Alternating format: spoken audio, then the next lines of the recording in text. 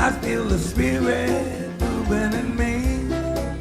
I feel the Spirit moving in me. Ooh, wow. Well, this story came to me in a meditation this week. Rumi was walking through the bustling market of Konya, Turkey, surrounded by merchants shouting their wares and the clinking of coins and the smells of exotic spices. It was a typical day for him until he met a beggar sitting by the side of the market. Now, Rumi, being a compassionate soul, stops to help the beggar, and he asks, "What are you reading, sir?" The beggar looks up with a twinkle in his eye and says, "It's a book of poems, but it's missing the last page. I've been trying to figure out how it ends." Curious. Rumi takes the book and starts reading. The poems are beautiful, filled with longing and a search for truth. Rumi feels a deep resonance with the words, almost like they speak directly to his soul. Seeing Rumi's fascination, the beggar chuckles and says, "You know, the ending isn't in the book. It's here." And he points to Rumi's heart. You have to find your own ending. Rumi laughs, thinking the beggar is a bit of an eccentric, but he can't shake the feeling that there's more to what the beggar said. He thanks the beggar and goes on his way, but the words keep echoing in his mind. The ending is in your heart. That night, Rumi sits in his study, the book open before him, and he's pondering the missing ending. Suddenly, he feels a presence, like an invisible hand guiding him. He picks up his pen and begins to write, not from his mind, but from his heart. The words flow effortlessly, filled with divine love and truth, like he'd never quite felt before. It's as if the universe was speaking to him. At that moment, Rumi realizes that authentic communication isn't about having all the perfect words. It's about connecting with the divine presence, connecting with that presence within.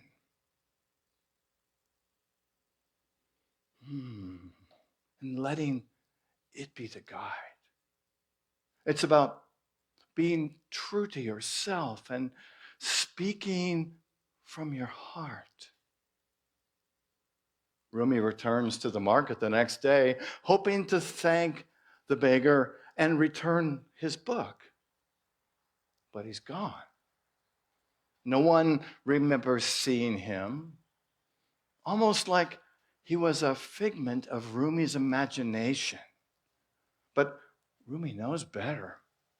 He understands now that the beggar was a messenger, a divine catalyst who helped him unlock his authentic voice. This talk is titled, "Who Says Words with My Mouth?" And the purpose really is to encourage you to uncover the divine essence within you, to encourage you to follow Rumi's example and his teaching and open yourself to that presence, that divine love that is there for you all the time. That when you tune into it, it is there. And with that, you find a mystery. You find a joy. You find answers. You begin to understand yourself. Remember, Rumi said that we are not waves in the ocean. We are the ocean. Think about that. You are the ocean. We are the ocean of love. We are the ocean of the divine. The divine is not out in some far off place. It's here. It's you. It's me. It's all of us. So let's take a breath and embrace Rumi this morning. Here is Rumi's poem titled, "Who Says Words with My Mouth?" Ever wonder that? He wrote, "All day I think about it, and then at night I say it. Where did I come from? And what am I supposed to be doing? I have no idea. My soul is from elsewhere. I'm sure of that, and I intend to end up there." This drunkenness began in some other tavern. And when I get back around to that place, I'll be entirely sober, completely sober.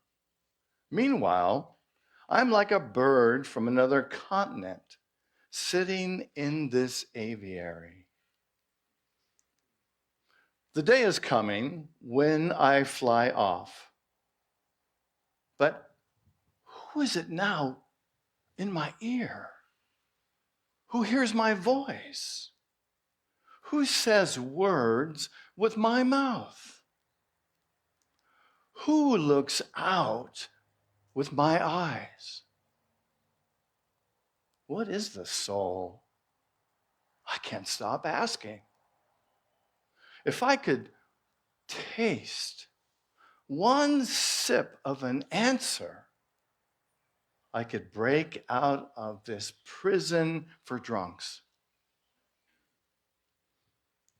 I didn't come here of my own accord, and I can't leave that way. Whoever brought me here will have to take me home. This poetry, I never know what I'm going to say. I don't plan it. When I'm outside of it, when I'm outside of the saying of it, I get very quiet and rarely speak at all. Who says words with my mouth? So I'm going to give you my translation of this poem.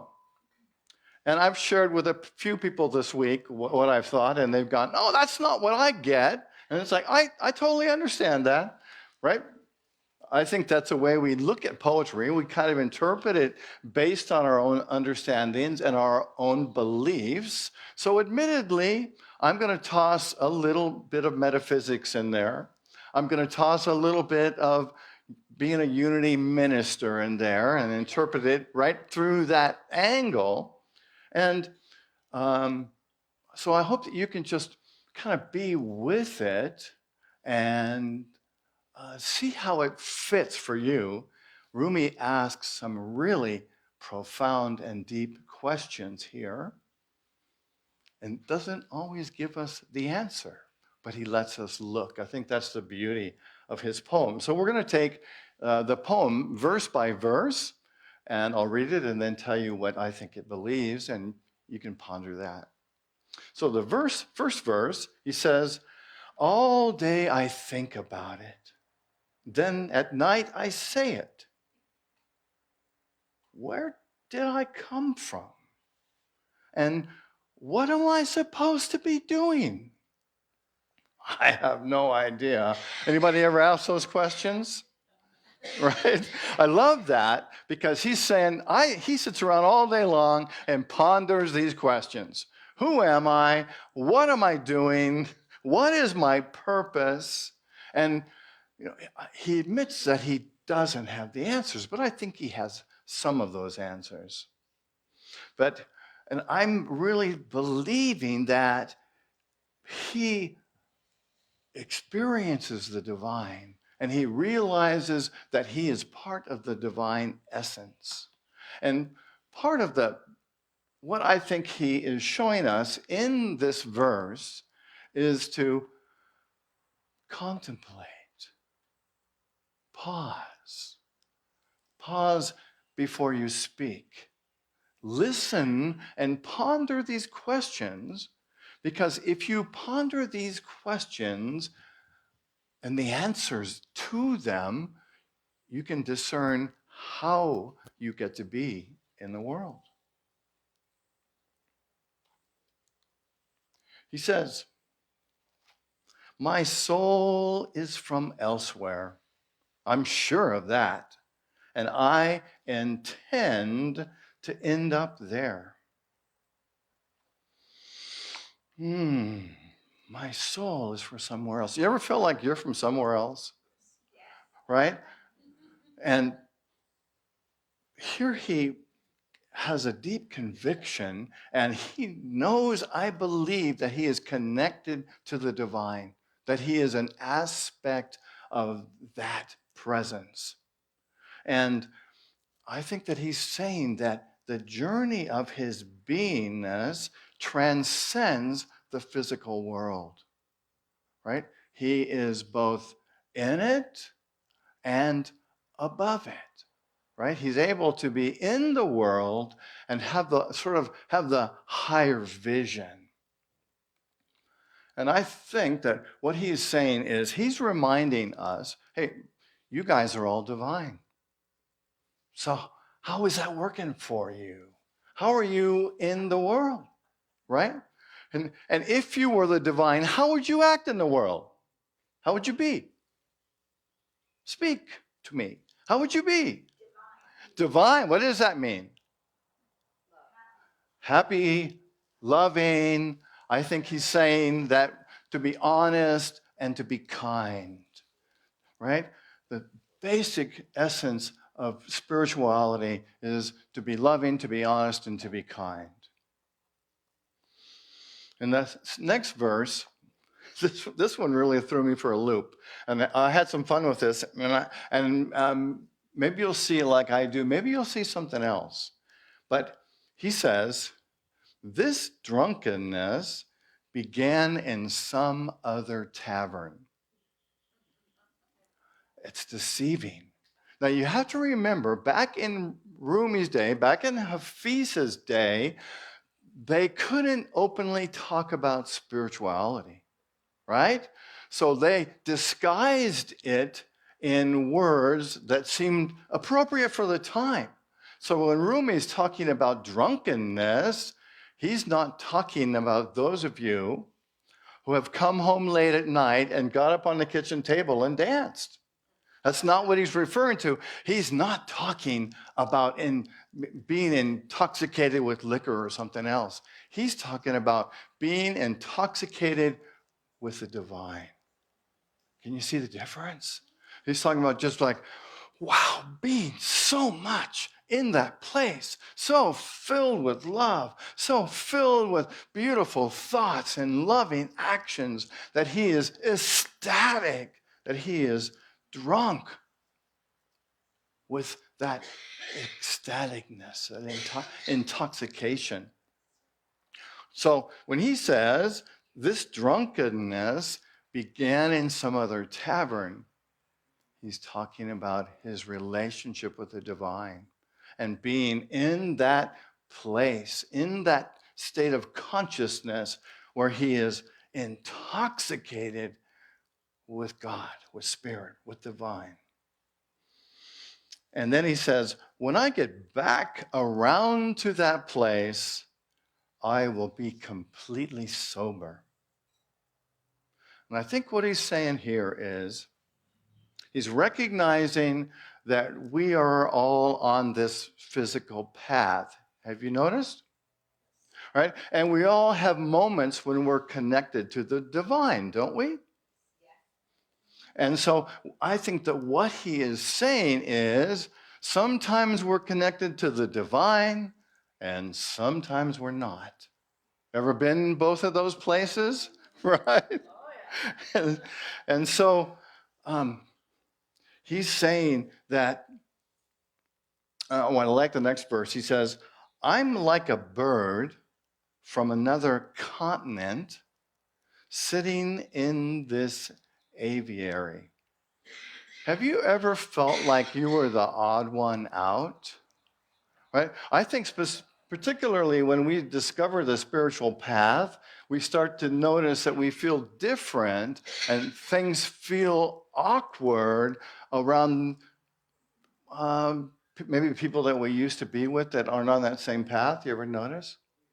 But what I think he's saying is to be a bird from another continent, it's like when he comes out of that space of being connected to the divine, he feels alone because he's missing that connection with the divine, right? Because he's not connected with the essence of who he is.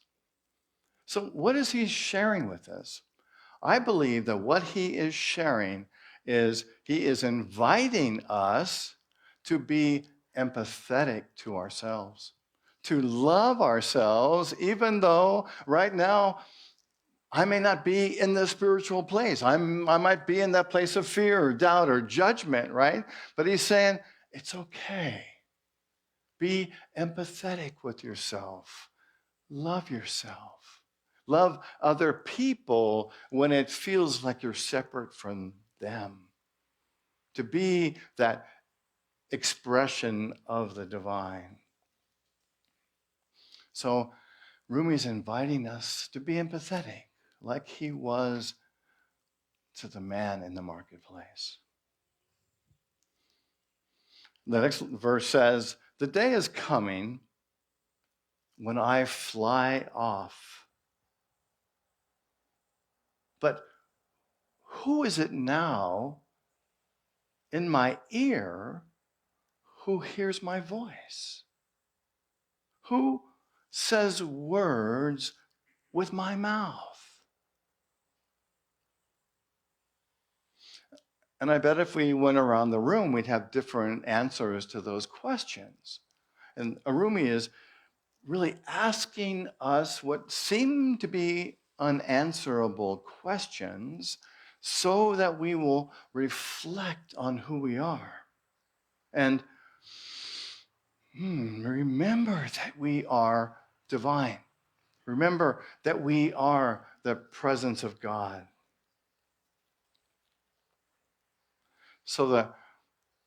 And what I think it all boils down to is he's saying, wherever you are, listen with your heart.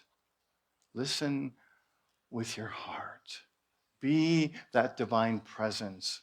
If you want to know how to get connected to the divine, listen with your heart. Make a conscious effort to say, I'm listening with my heart. Just try that right now as we kind of breathe together. We're not going into meditation. Just to warn you, I see your poses starting to change. We will do that, but not right now. But just kind of take a breath and bring your focus to your heart. Just listen, be present to your heart right now.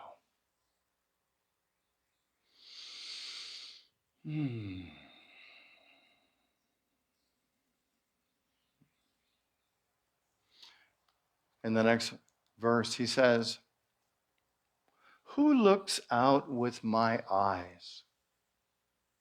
What is the soul? He asks that question a lot, doesn't he? I can't stop asking. If I could taste one sip of an answer, I could break out of this prison of drunks. And here he's saying, I could be conscious. I could be in that space of the divine if I just had one sip of an answer. Now, what's humorous about this is Rumi's given us a whole bunch of sips of what the answer is, right? Can you think of what's a sip that you've heard so far? We are the ocean. Wow, yes, we are the ocean. There's a sip. If you recognize that we are the ocean, that we are the allness, that we are the divine, it's almost like, what else do you need to know? So Rumi is reminding us that sip, that bit of truth that you're looking for is right here. He's saying that even a small taste of the divine truth will liberate us from the confusion and the constraints of this physical world. And I like to think he's saying to us, the divine is right here. The sip you need is right here. If you can't find it, check your baggage. Right? And I'm not mean looking through your bag like Rumi's doing. I mean, check out, what do you believe? What is the stuff that's in the way? What is the fear, the doubt, the judgment that's in the way of you experiencing the fullness of the divine? Check your baggage. I know none of you have any baggage. We should get a baggage check for, when you get your baggage checked when you come in the door, don't you think? Like at the airport, right? Maybe we have to slide the whole person in. All right, I'm going too far with this. It's kind of a fun image, though, isn't it? Yeah, we'll charge you more for the extra bag. So when you show up at Unity next week, we'll bring you in on a conveyor belt, right? And we'll check your baggage for you, and then we'll sort it out, and then you can decide what to do with the rest of it, and we'll sell the rest of it at the swap meet. Okay, we took a little side trip there. Now you see what it's like inside my mind. Okay, verse. Maybe that's too much information, right? Oh boy. All right, verse 6, back to what we're talking about. Verse 6 of Rumi says, I didn't come here of my own accord, and I can't leave that way. Right? I didn't choose to come in, and I can't really choose when I leave. That spiritual place we're talking about. Whoever brought me here will have to take me home. Right?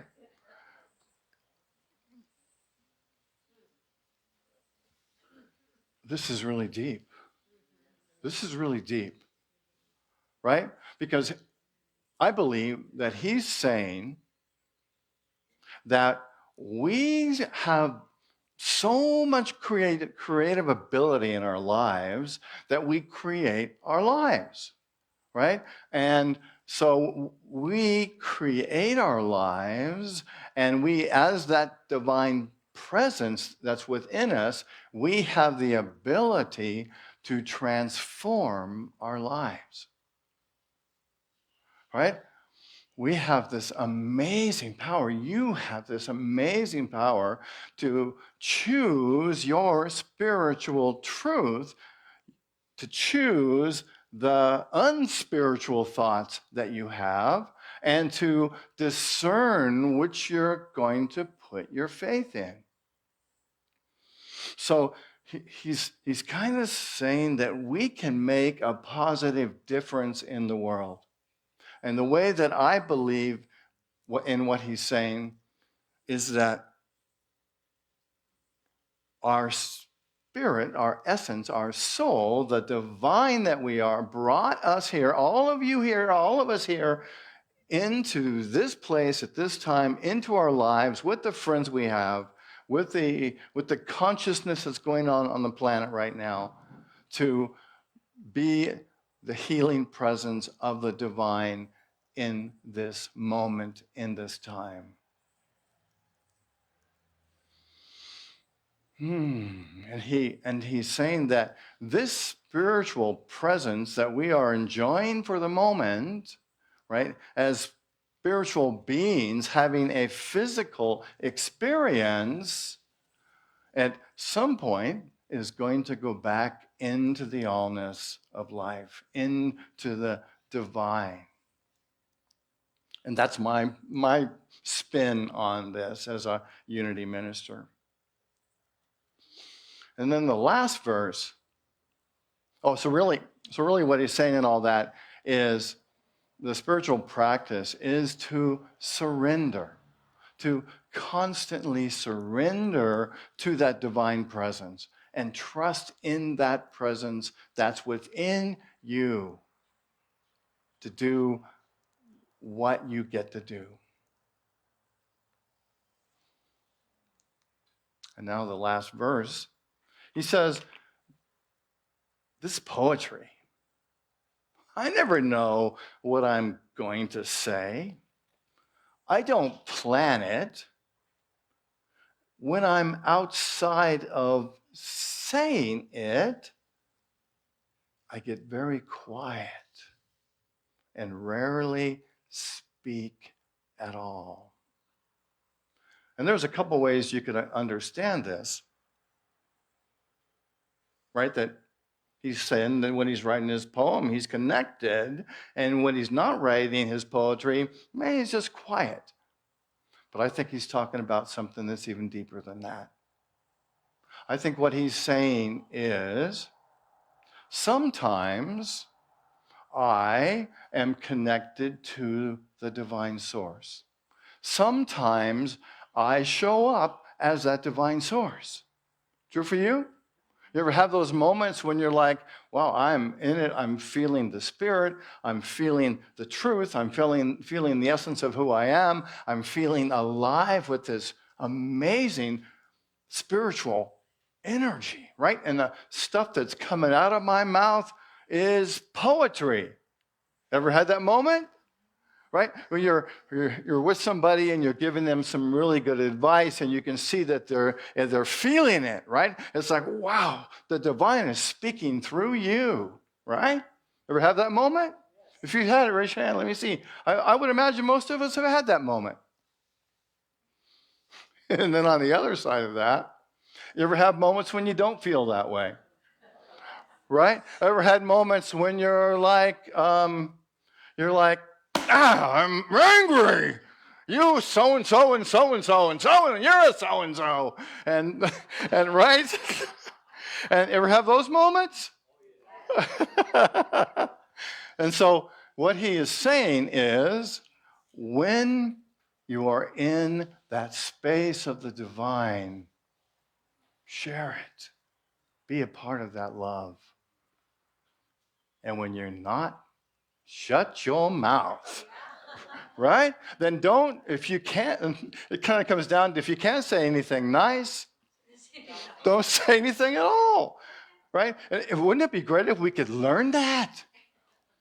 Right? Instead of being driven by that charge of ego or that charge of anger or that charge of, I got to get this out. He's saying, just go. Listen. And this is really the importance of meditation and prayer, is to help to get us into that space of love, of light, where we are the ocean.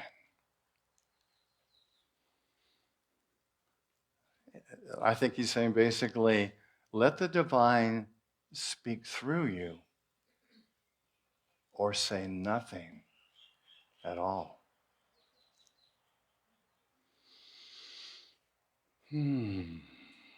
So as we conclude the 3-week series that we've done on Rumi, let's internalize this wisdom of being connected to the divine, being that ocean, and to even imagine that ocean wherever you are, wherever you go, when you're with friends, when you're with family. Just imagine that you are that ocean. Just to take a breath. Let yourself be here now, as Ram Dass would say, in that ocean of love. Rumi's giving us the tools to connect with the divine in powerful ways. You know, I believe that we all have a purpose that is innate to our soul.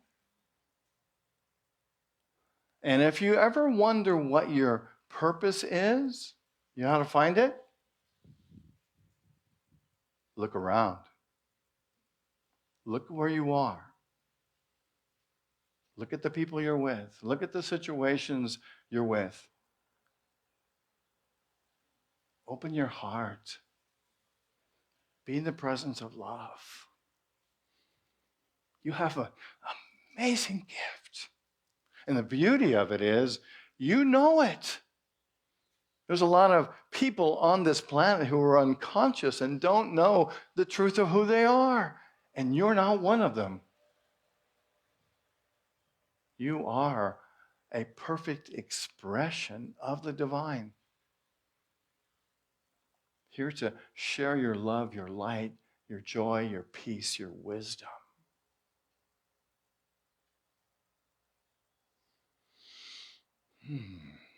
The affirmation for today is, I speak from my heart, guided by the divine voice within. And think about that for a moment, because we're going to say it in a moment. And I invite you, as we do that, to really feel it, to really be that ocean, really be that light, be the presence of the divine. And let's say it together. I speak from my heart, guided by the divine voice within. Namaste.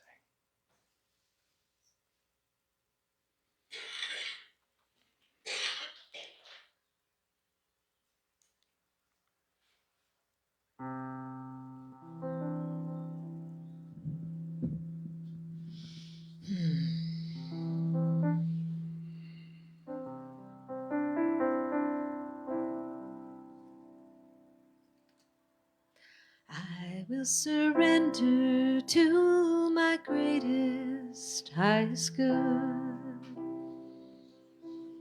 I will release any fear that blocks my way. For every step I take is taken in pure faith. And I am stronger every moment, every day. My mind is willing and my heart is open wide. I trust my instincts and let spirit be my guide. I vow to live a life that's real and true and free. As I continue walking in this mystery, there may be walls there may be roadblocks in my way, but I can choose to take a higher path each day. And now I know that what I thought was safe and sound was only habit and regret that held me down. I will surrender to my greatest, highest good. I will release any fear that blocks my way. For every step I take is taken in pure faith, and I am stronger every moment, every day.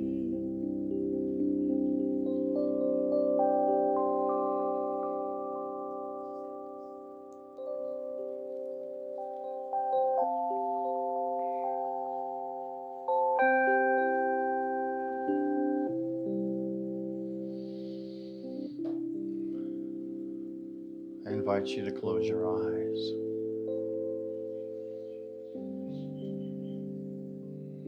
And to breathe into this beautiful moment.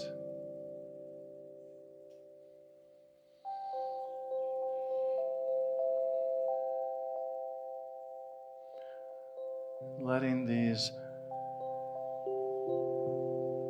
amazing, beautiful words of Rumi rest upon your heart.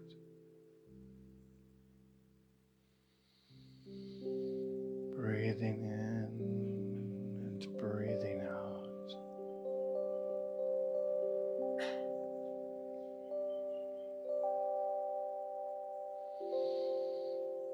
You are the ocean.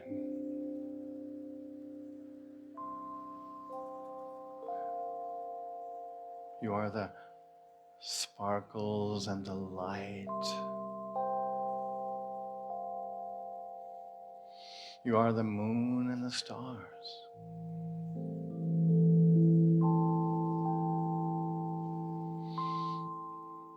You are the smile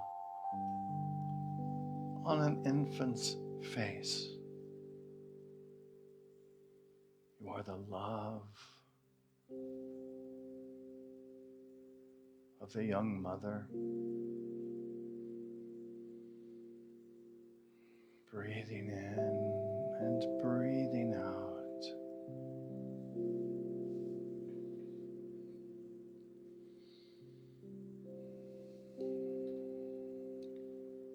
Imagine that this divine essence that you are fills every thought, every space, every feeling, every moment.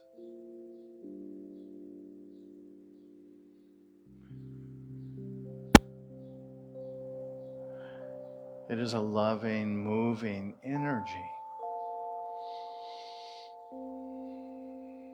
that's growing in your beingness. It is your connection to all life.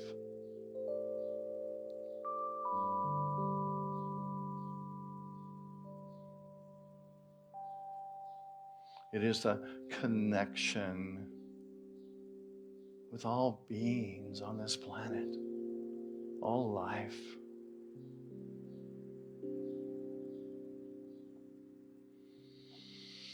Breathing in and breathing out.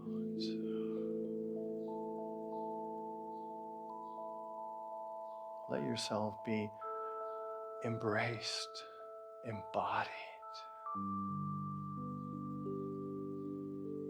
by this divine presence that you are.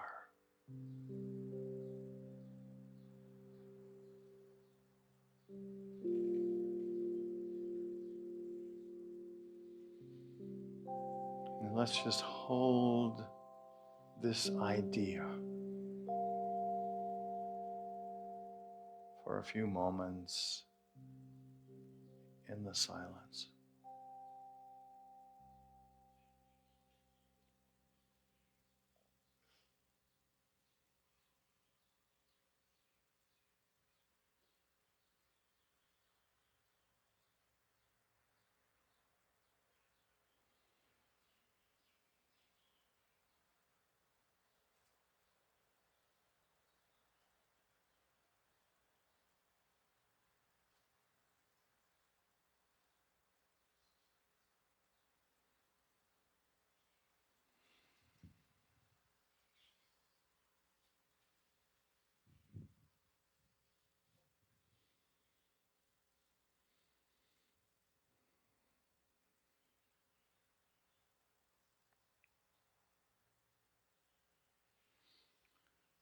Breathing in and breathing out.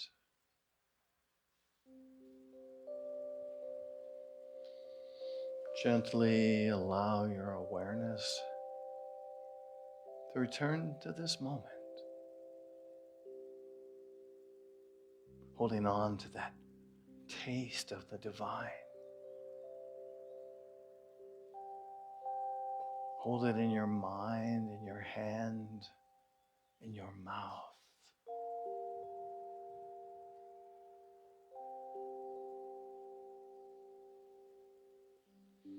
And I invite you to open your eyes and bring your awareness back to this moment.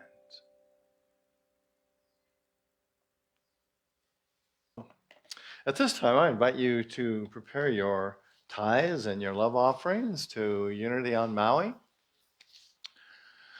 And as you prepare to give them, I invite you to connect with that divine that is within you, that divine presence. And just to hold your gift with love. And, today's daily word was prosperity. And this that you hold is a gift of prosperity that is flowing through your life. And so I invite you to hold it in that essence, recognizing that this paper or whatever it is more than the paper it's written on. It's the energy of life, energy of presence, it's the energy of spirit, it's the energy that helps us and supports us in continuing to do the work that we get to do here in this beautiful building on this amazing property. And I know that as we give, we receive. And so thank you for being good receivers and good givers. So as we hold our gifts, let's pray and affirm. If I can get the slide going, there it is. Our affirmation for prosperity, which begins, through a grateful, giving heart, my mind and life overflow with the abundance of God's all-providing, infinite supply. And so it is. Namaste.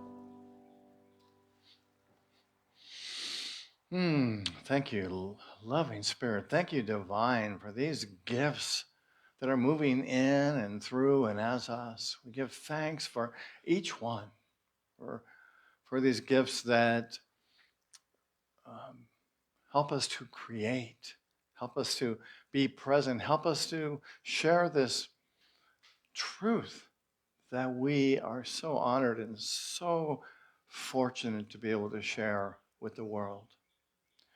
And we open our hearts and minds and embrace all life on this planet. And we see every woman and child, every animal, all life prospering with abundance, with health, with light, and with love. And so it is. Namaste. Thank you. All right, we've got a couple announcements today. These flowers showed up from somewhere. Where? I signed up for it for my daughter's birthday. Oh, okay, and tell us your. And you brought them. I remember. Yes, I saw them come out of your car. And so your daughter's birthday today. And what's your daughter's name? Lisa. Lisa. Is Lisa here? Is she here? Lisa, would you like to stand up so we can wish you a happy birthday?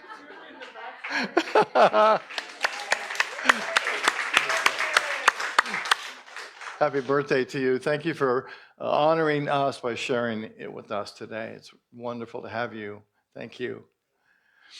And let's see, what else do I have here? Oh, today is Kachina's celebration from noon until 3. And it's going to be a great time. It's informal. It's we don't have an agenda. We don't have an order of service. It's going to be kind of first come, first serve to share your truth, share a story, share a song, share a poem, share your heart. And Kachina was here for 30 years, giving this amazing gift of music and directing our choir. And it's kind of fun. We've been looking behind some cabinet doors in the hallway. There are 2 huge filing cabinets, right? And they are stuffed to the gills with music and copies of music that Kachina made for the choirs over the many years. And it's kind of fun to look back at there. And I've seen some myself, and there's been orders of service and music that was happening during a particular service, and all the amazing work that she did, sharing her love and her light with us. And we are so grateful to her. And so please stick around and celebrate her. We'll be doing that at 12 o'clock. And let's see what else I got here. Oh, and if you enjoyed my talk today, I write something called a Walk Your Talk. And it's kind of a summary of everything that I talked about today. I break down my translation of this poem, and it's available back there. It's on a 2-sided piece of paper. And I actually put the poem on there also, so you'll be able to look at it and have some fun translating it yourself. And next Sunday, our prayer chaplains are going to speak, and their talk is titled Nature's Way, A Wonderful Path to the Divine. And so that should be incredible. Please come for that. I have to say also, next week will be Robin's last Sunday here. She's accepted. I do. She's going to be a high school teacher. She's going to be a high school literature teacher. Boy, are those students blessed. So this is my last day with her, but she'll be here again next week, so you can celebrate her and bring leis and flowers and automobiles. And what else would you like? But now is your opportunity. Let me think. Chocolate. There we go. Yes. There we go. Chocolate. Kleenex. I don't know. Allergy pills. I don't know. So it's been a pleasure serving with you. Thank you. It's an honor, Reverend Blaine. Phew. All right. All right. So we have some fun. Shall we say the prayer for protection and end with the peace song? Does that sound like fun to you? All right. So please stand. We'll say the prayer for protection together, and then we'll join together in a big circle and sing the peace song together. Can we do that? I'm trusting you all. You're going to be live on Facebook, so better get your best singing voice on. But first of all, let's say the prayer for protection together. Together.